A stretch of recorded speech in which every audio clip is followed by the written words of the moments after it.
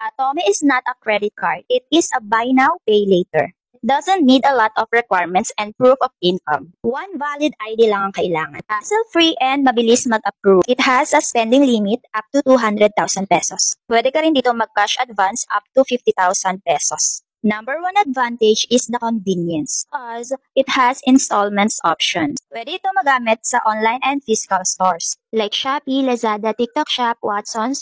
May mga pa-discounts sa lahat ng partner shops ni Atome like Watsons. Pwede mo rin magamit ang Atome to build credit score pag mag-a-apply ka na ng traditional credit card para malaman nila na okay ka magbayad. For payment method, pag GCash 15 pesos ang charge and pag 7-Eleven walang charge. Marerecommend ko ito sa mga may work or kayang mag-align ng budget for monthly bills. Not recommendable sa mga walang work, possible kasi malubog kayo sa utang, lalo na kung di nyo kayang mag-budget. It has no interest sa unang buwan, but if you extend the repayment duration up to 3 to 6 months, it has high interest. Tandaan, hindi natin ito pera.